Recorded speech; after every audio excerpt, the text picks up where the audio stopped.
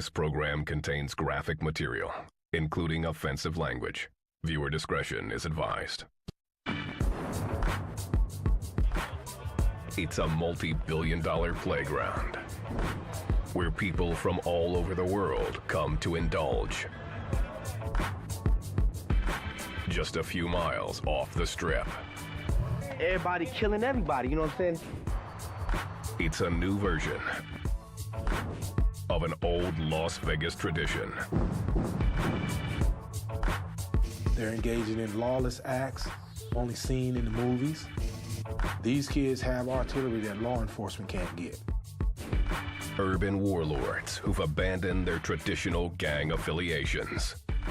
We got gangs popping up we never even heard of. Casting aside all notions of loyalty. Now they're killing their own homeboys. These modern gangsters have staked out all of Sin City as their turf. It don't stop in the neighborhoods, North Town, West Side. It's all over Las Vegas.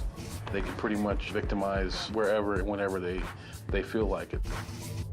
Transforming America's favorite tourist destination. Every day, man, it was drive-bys, you know, people was getting beat up or we was robbing people. Get up against the wall. Into a hotbed of some of the most brutal criminals in the country. People going to houses with guns, breaking out windows. I done seen a whole family get their whooped. Guns, sex, murder, and whatever. These new Vegas gangsters are a window into the frightening world of gang warfare. Just like pouring water in a glass with no sides. It would just keep flowing and flowing. That's what makes these gangs in Vegas so dangerous. Gangland.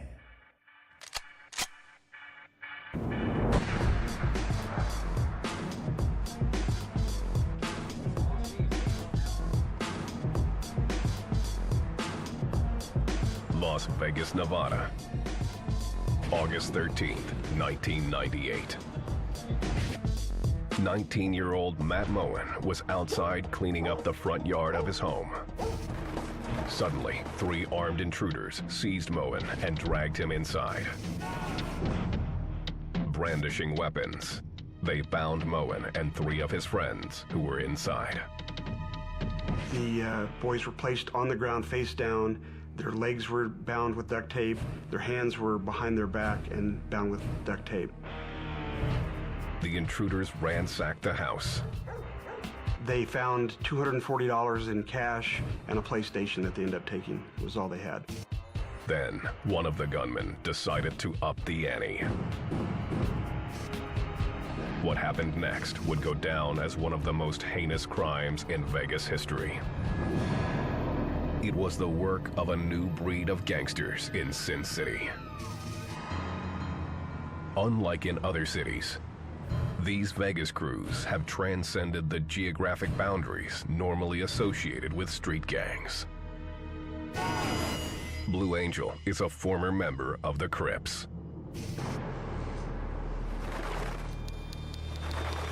Where I come from, Crips don't hang with Bloods and Bloods don't hang with Crips. And a lot of these new guys, they go against that. You know, they break the rules.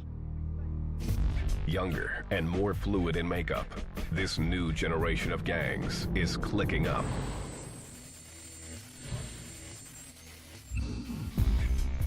All across the city, turning what were once quiet neighborhoods into battlegrounds.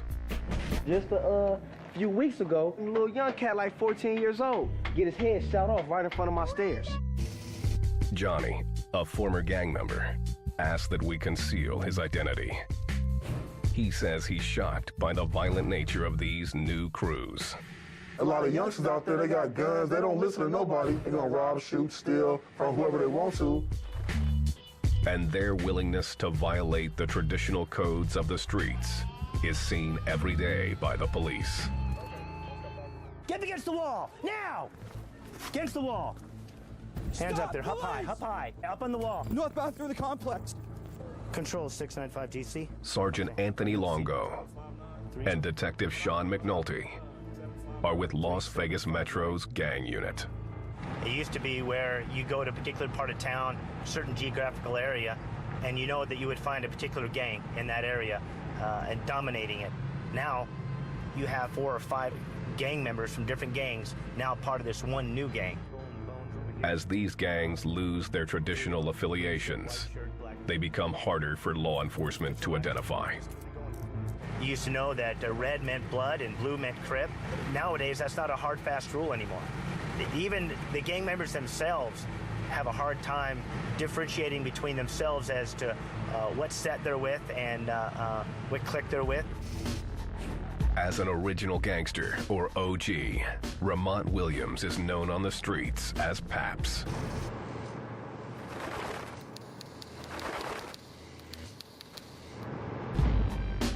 He sees the new crews as a slap in the face to the gangsters that came before them. Back in the days, it was about a neighborhood thing. It wasn't about us going out preying on old ladies, beating up little kids and stuff, you know, robbing old people and stuff like these kids are doing today. Ramont should know. He's one of the forefathers of Sin City's exploding gang scene. I'm gonna always be embraced as an OG because I helped originate this here in Las Vegas. Born in Oakland, Ramont moved with his mother to the LA suburb of Compton in 1969. Looking for a role model, Ramont was taken with Stanley Tookie Williams, one of the original members of the LA street gang known as the Crips. We see the movies, and this is a reality. You have your stars here, and you have your stars in the hood. These guys were the stars in the hood. These were the people that we can reach out and touch. At age 11, Ramont was initiated into the gang.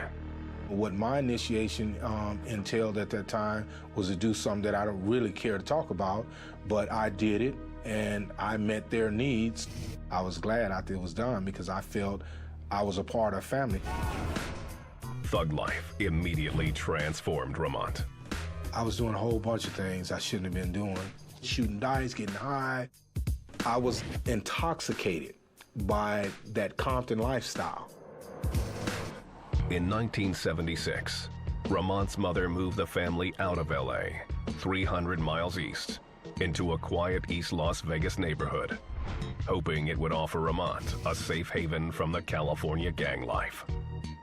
I distinctly remember Vegas didn't have the reputation that it had then. I don't even believe that any gangs existed in Vegas at that time. Ramont quickly changed that. At age 14, he helped establish a set similar to the Crips in Compton. He called his new crew the GQs, after an R&B group. Somebody was playing a song by GQs, sitting in the park. We were listening to that song, and this is how GQs was formulated. Ramont built up the GQs by recruiting the toughest kids in the neighborhood. Wasn't nobody that didn't live in that particular area was gonna come over there with anything. You know, plain and simple. With membership growing, Ramont and his crew quickly expanded their activities to more criminal acts. We were doing all kinds of I'm talking about, you know, burglaries, home invasions, robberies. If it made money, we were involved in it. By age 16, Ramont Williams and his GQs had become a terrifying force on the streets of Vegas. We were getting shot, and we were shooting and that seed had bursted, so, you know, we were doing that Wild Wild West thing. Williams had helped start a new wave of criminal activity, one that would bring Sin City back to its roots. America's playground would once again become a gangster's paradise. 1976. Las Vegas was about to witness a new breed of gangsters. These gangs would bear little resemblance to the wise guys on which the city's reputation was built. 30 years earlier. With front money supplied by East Coast mobsters, Mafia strongman Bugsy Siegel built the city's first luxury casino, the Flamingo, in 1946. Bugsy Siegel and the mob, organized crime, whatever you want to call it, was seen as running most of the Las Vegas casinos in the 40s, 50s, and 60s. Siegel was creating a decadent destination, one whose casinos provided safe cover for a wide array of criminal operations. Hitmen, drug dealers, pimps, and loan sharks soon found safe haven in the Nevada desert.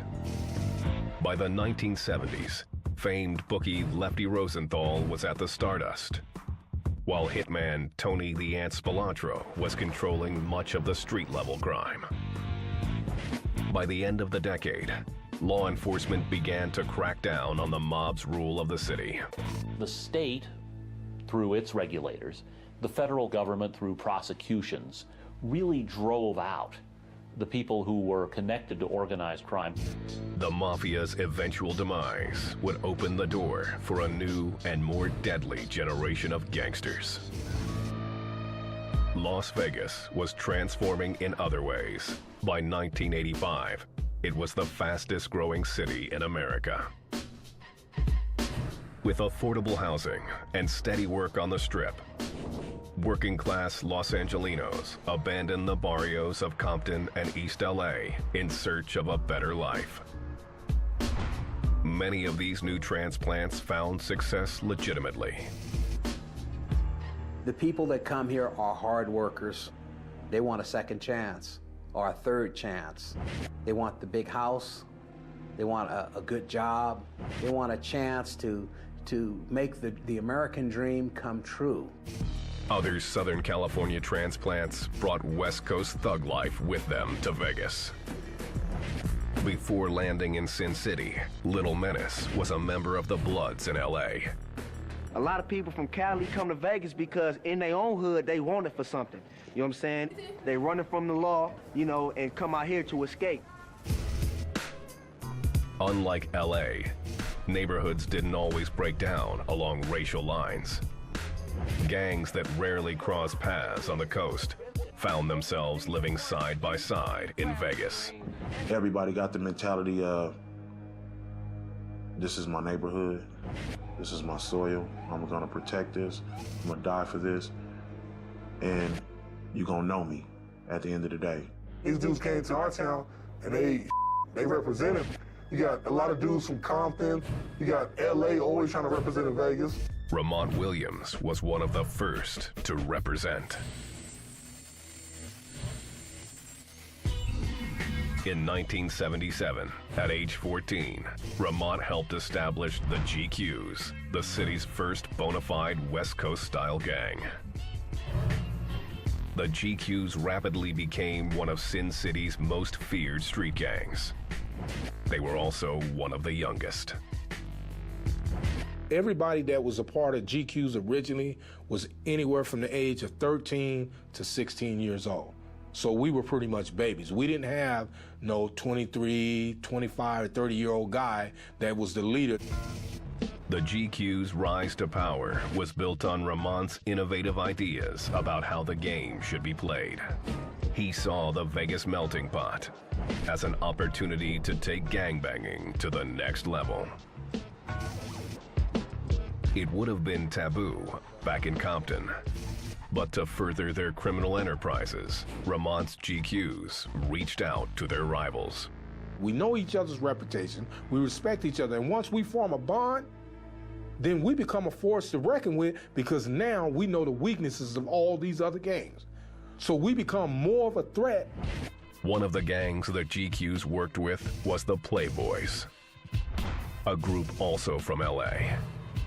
We aligned ourselves with the Playboys because they were about money. They were pulling all these robberies, and every time you seen them, they had all the latest gear, you know, a pocket full of money, the jewelry. By working with gangs like the Playboys, Ramont claims the GQs were able to spread their criminal activities across the entire city. We started from Donna Street in an apartment complex, and we spread it all the way out through Northtown, all the way up on the west side, Berkeley Square, Valley View, Vegas Heights, all that stuff on the west side was all GQs. During this period in the late 1970s, the Vegas streets were being flooded with a toxic drug known as sherm.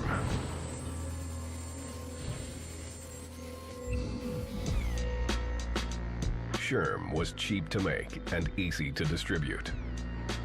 The concoction had hallucinogenic effects. Once you become intoxicated, you know that alters your state of mind. So they're not thinking rationally. Ramont and his crew not only dealt sherm, they used it too. A habit that brought his mercurial rise to an abrupt halt. August 1981. 10 miles from the Strip, Ramont Williams and several members of the Playboys attempted to rob a crowded casino bar in North Las Vegas. Zoned out on sherm, the gang was sloppy in their execution. As they were leaving the casino, the cops pulled up to the scene, and Ramont found himself in the middle of a firefight. The police shot as I went back in the door, and the glass shattered. So my homeboy was next to me, so I took the gun and started shooting back at the police through the busted glass. The cops took out one of the Playboys. I heard 2 shots, pow, pow, and I seen him fall. So instead of me running, getting shot in the back like he shot him, I said, F it.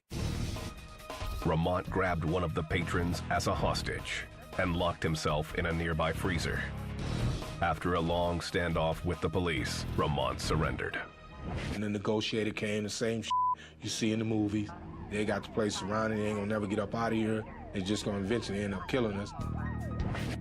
Ramont was arrested and charged with robbery with the use of a deadly weapon. He was convicted and sentenced to 56 years in prison. Williams was 18 years old. The judge made it perfectly clear that he was going to make an example out of us because he knew we were all gang affiliated, and he gave us the maximum sentence. It's allowed by law. I was the first Crip to set foot in Nevada's penal system. Ramont's incarceration created a new power vacuum in the Vegas underworld. Waiting in the wings was a crew that would plunge the city into an all-out war. I was just like, I don't give a I'm gonna do what I want to do. A gangster, you gonna rob, kill, you don't get your money though. You know what I'm saying?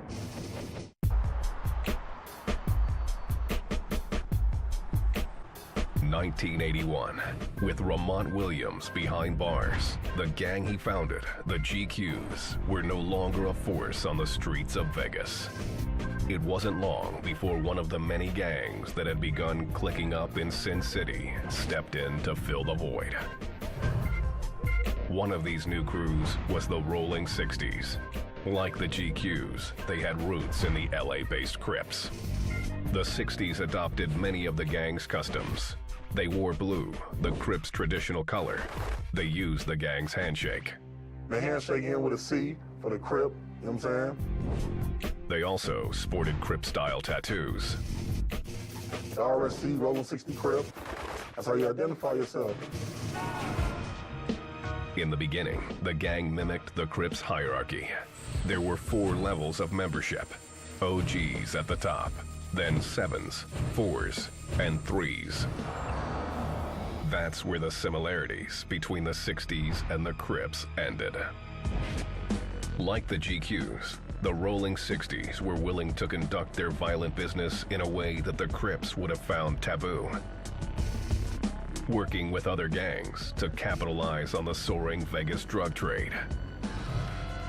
By the late 1980s, crack cocaine had supplanted sherm as the drug of choice. It was twice as addictive to users and twice as lucrative to dealers. That's what it was right there. Serving the white boys, the Mexicans, everybody wanted that coke. As long as members kicked up a percentage of their crack cocaine sales to gang leaders, 60 soldiers could roll with whomever they chose. It wasn't no head dude you go to. It was like, okay, you got your clique that you roll with, you know what I'm saying? You got your gang, but you got the clique. This made getting product into the hands of users easier than ever. We used to go out there, do our thing, bam, sell our drugs early in the morning, And whoever get there early, they get the most money, they get the most crackheads. In the 1990s, the Rolling 60s, mimicking Ramont Williams' GQs, embarked on an ambitious plan to deliver drugs citywide. In this joint venture, rival gangs would supply coke to the 60s. And in turn, the 60s would sell in neighborhoods where these groups had no presence. The same gangs that once were sworn enemies, rivals to each other, have now aligned themselves with their enemy. Soon, within miles of the fabled Vegas Strip, the Rolling 60s were operating drug houses all over Vegas. There were areas of town where we stopped Rolling 60 Crips that were involved in criminal activity far, far away from what you would consider their neighborhood. Their resources stretched thin by the booming drug trade. The 60s began recruiting children. Kids as young as 11 or 12 were tapped to be foot soldiers.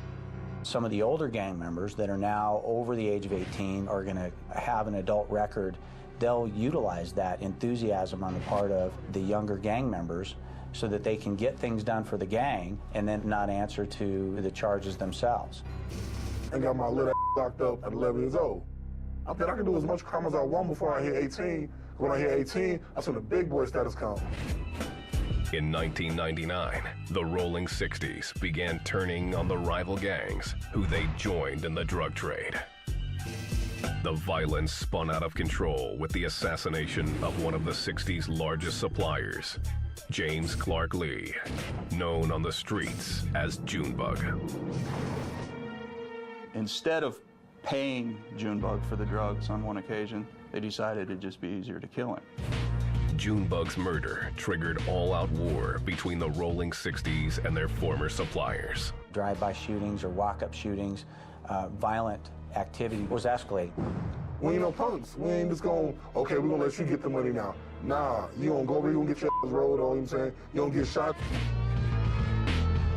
Johnny claims that several teenage soldiers helped knock over a military surplus and gun store.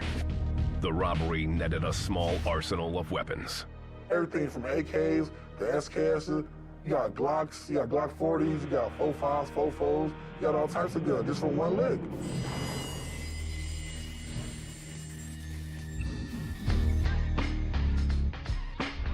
The casualties mounted on both sides, including Johnny's older brother, a high-ranking member of the Rolling 60s. He was driving down the street, a very familiar spot in Las Vegas, at a stoplight. They pulled over next to him. He didn't have a chance to pull his gun out. They lit the car up with the AK, lit the whole car up.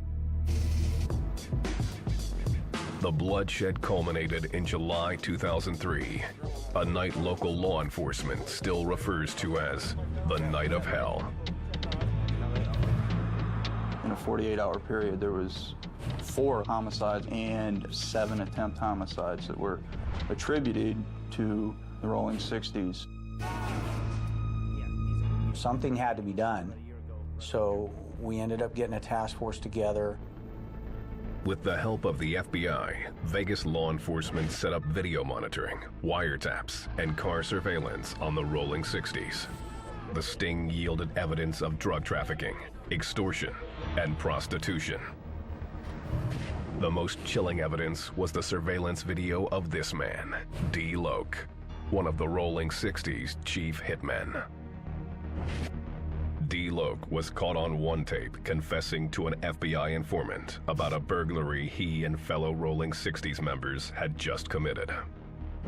We were able to record him talking about the incident and talking about how he felt he needed to kill his co-defendants so they wouldn't tell on him also.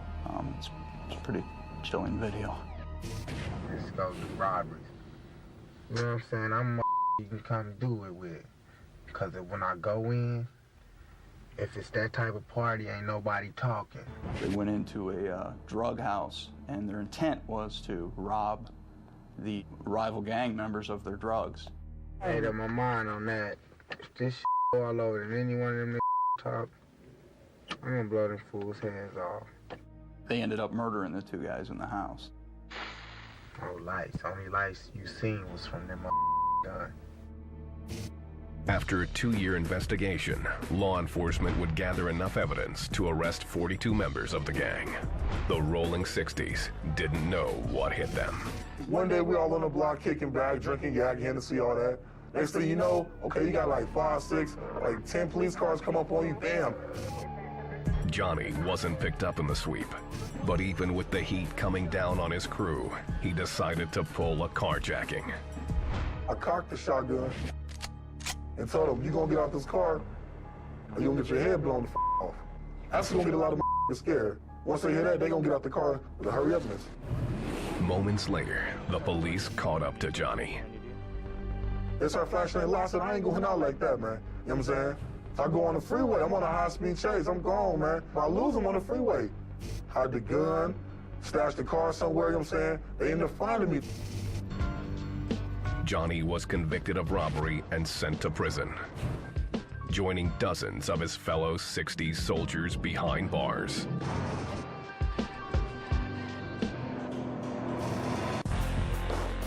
With one of the city's largest gangs now virtually out of commission, a new wave of gangsters scrambled to take their place. These gangsters took the deadly Vegas street game to a new level of chaos. They were willing to kill members of their own crew to establish their reputation. The leadership's changed, the influence changed. Now they're killing their own homeboys from their own set. The breakdown of the rules in gang warfare would quickly spread into the community.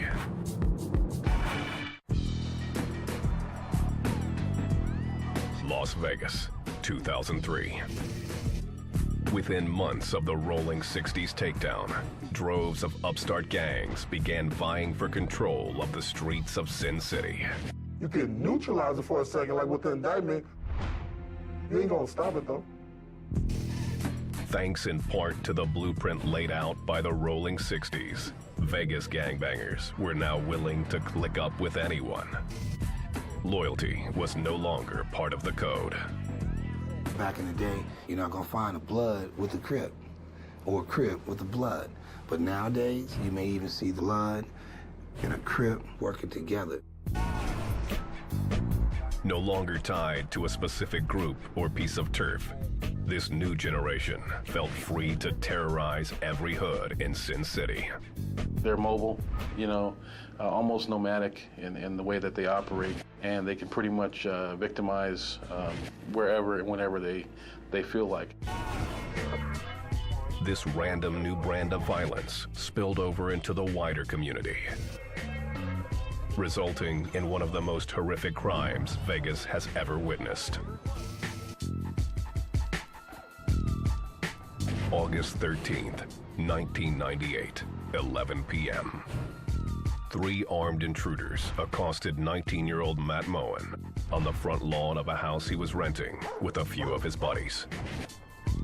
At gunpoint, they dragged Moen into the house where 3 of his friends were inside. The gunman placed the boys face down on the floor and bound their legs and hands with duct tape. Moen and his friends lay helpless as the intruders ransacked the house.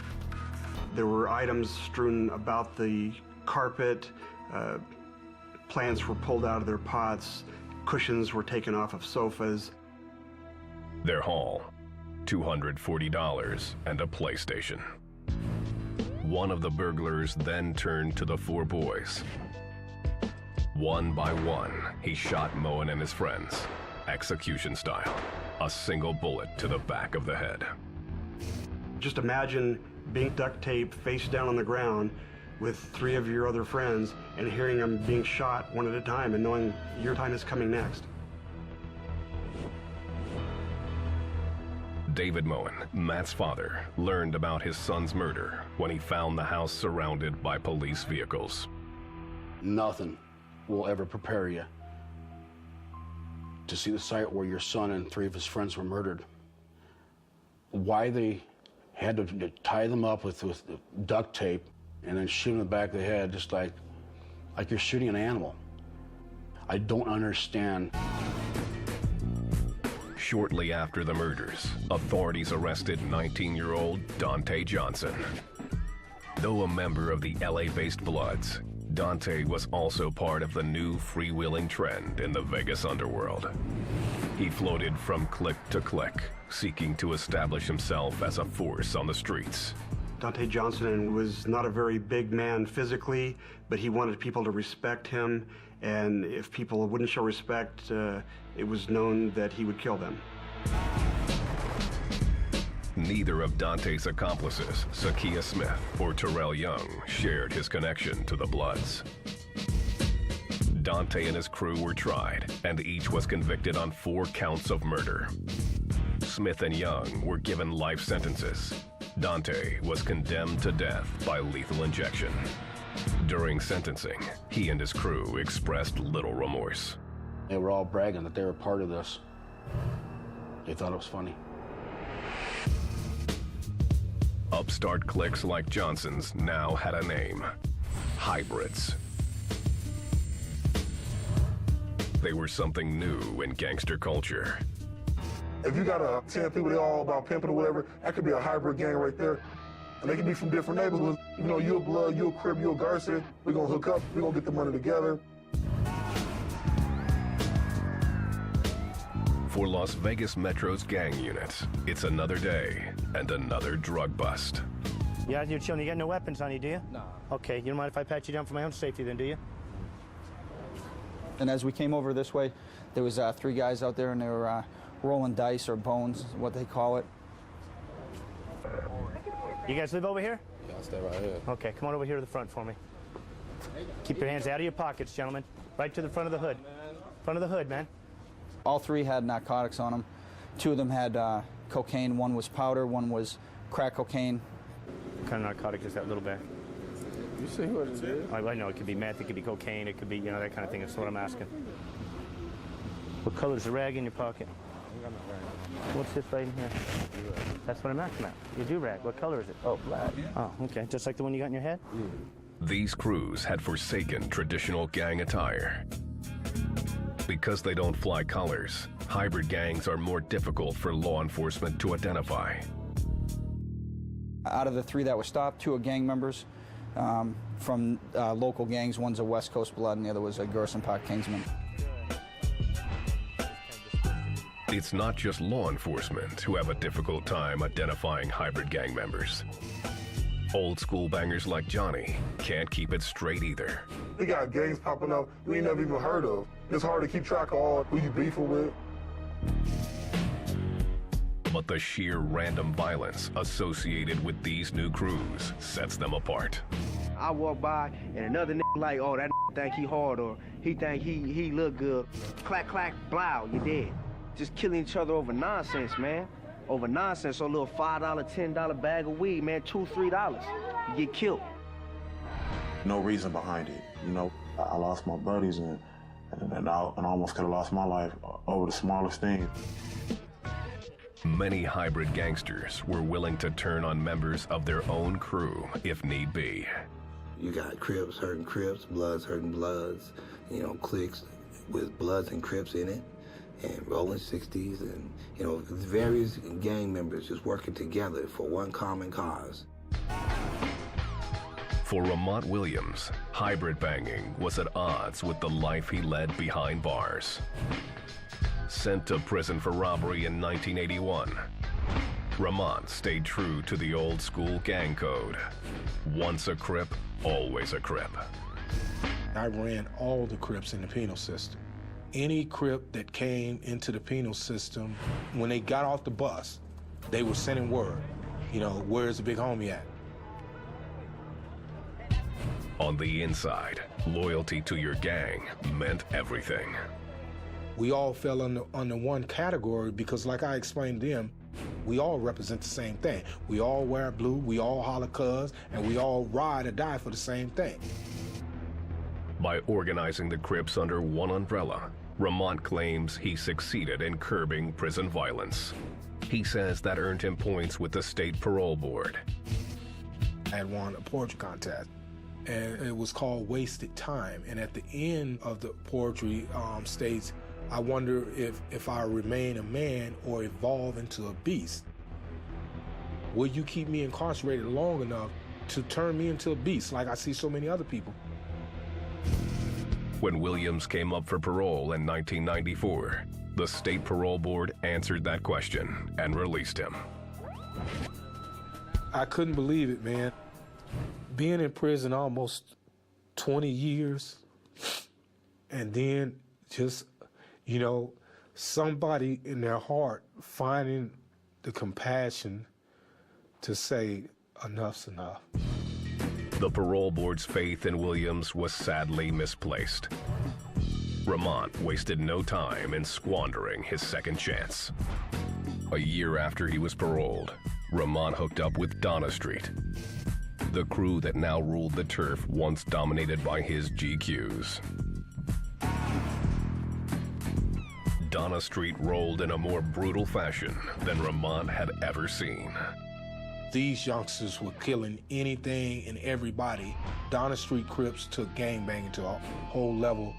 Not to say that I honor anything they did as far as murders and stuff like that. I'm just saying they took it to a whole nother level. The pull of that gangster lifestyle proved too much for Ramont. All those years in the pen had only made him more violent. I was that hardened gangster thug street warrior, if you will. Even more so than I was before, 100 times more. Within a few months, Ramont was committing more crimes on the streets of Vegas than he ever had as the leader of the GQs. I did things behind the scenes that I wouldn't normally do. I didn't have a heart, no compassion for anybody. Soon, Ramont found himself involved in drug dealing, as well as running a high-priced prostitution ring. I just monopolized it and took it to a whole different level. In my own way, I felt I was the Black Scarface. Still, Ramont felt his new crew couldn't be trusted. He began to wonder if each day on the street might be his last. I was always looking over my shoulders. I was always peeking out the window every time I heard a door shut. You know, I just have some of my homies shadow me so people wouldn't try to rob me and stuff like that. It was the cops, not fellow gangsters, that brought Ramont down again. One afternoon, he received a harrowing call from his wife. She was screaming, and I was like, calm down, tell me what's going on. She said, the FBI and the DEA just kicked in the door. And I said, well, how the hell are you on the phone then? She said, your PO got the phone up to my ear. Ramont's parole officer told him he'd been charged with assault with a deadly weapon. Ramont surrendered without a fight. When I turned myself in, it was like everybody was looking for me. His parole was revoked, and he was sentenced to 3 more years in the state pen.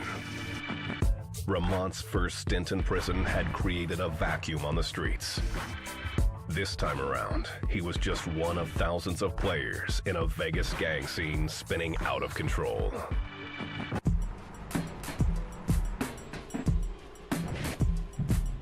(2008). Old school Vegas gangs like the GQs and the Rolling 60s have given way to hybrid crews that get more fluid and more violent every day. I got 9 homeboys. 4 of them have been murdered. 1 is in the pen for life. And another 4 of them is just smoking crack, smoking crystal. I'm the only one still standing. Today, there are an estimated 800 hybrid gangsters in Vegas, operating in an untold number of cliques. The city is so spread out, and there are neighborhoods with gang members all across the area. Shootings can occur really anywhere. The breakdown of traditional gang structures has evolved even one step further into what are being called swarm gangs. Groups of young hybrid bangers who click up for no other reason than to terrorize local communities. Matthew, a casino worker, was a victim of a swarm-style attack that was caught on video. After I've been thrown to the ground, they continued to kick me. all over my back, my stomach. 2 people actually stomping me on my head. The side of my face felt like it was 3 sizes too big. Matthew was just one of many victims of this particular swarm. I thought it was just me that got attacked. I later found out that it was a series of 5 or 6 events that that same group of people took place in. Email, texting, and instant messages make clicking up for a swarm attack that much easier. People, I think that all these gang members are just a bunch of dummies, but they're not. Everyone has a pager, everyone texts, everyone knows how to work computers. They've evolved, and they will continue to evolve. Johnny's personal evolution began in 2003, after he was released from prison. He says he's made a clean break from his gang. He now works in the restaurant business, although going straight has been a battle. I'm 24 years old now. Even though I got a felon in my record, at 17 years old, I went to my adult record. You know what I'm saying? If I could take about anything, it'd just be that felony. Ramont Williams has also tried to change his life. His transformation began in Nevada's Ely State Penitentiary. In the middle of the prison yard, Ramont called a meeting of the prison's most ruthless gangsters. Leaders from every major Nevada gang were represented. The police thought it was about to be a riot because everybody was coming out, and I had called all the shot callers together. What happened next shocked every gangbanger there. Ramont Williams renounced the thug life. I said, you know what, man, I'm done. And they were like, man, you tripping. You need to smoke this joint and chill out. And I was like, dude, I'm serious, I'm done. Ramont says he could no longer live with all the pain he had caused. I have a lot of regrets. Had I known that by initiating this, that it would cause so much hardship, so many mothers to cry and mourn for their kids, for a society that we live in to be terrorized by our own children, no, I would have never been involved in it. Released from prison for a second time in 1998, Ramont Williams now operates a landscaping business. I'm just a small business owner with 4 kids and a wife, man. That's it. This one-time king of the Vegas streets also runs an organization called H2K, or Hope 2000. His goal is to warn kids about the perils of gang life. All these kids are not going to die from gang banging. All these kids are not going to end up in prison like I did.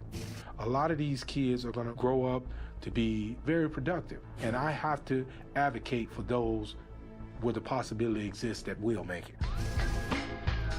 Ramont visits his old stomping grounds often to preach about the perils of the game. Most times, kids don't realize the outcomes of being in gangs. You know, all they see is that moment, that flash, you know, that glory. They don't see the outcome of possibly death.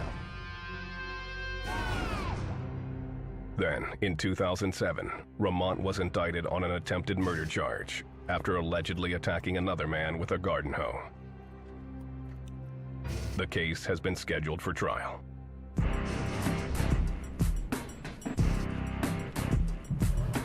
For every Vegas banger who tries to escape the gang life, there are dozens more ready to join the game. Just like pouring water in a glass with no sides. It would just keep flowing and flowing. It has no end. Only a beginning, but no end. And that's what makes these gangs in Vegas so dangerous. In a town whose fame and fortune were built on the back of organized crime, gangsters may be as ingrained in Sin City culture as any glittering casino. Vegas, man, is banging. It's always gonna be banging, so it's always been banging.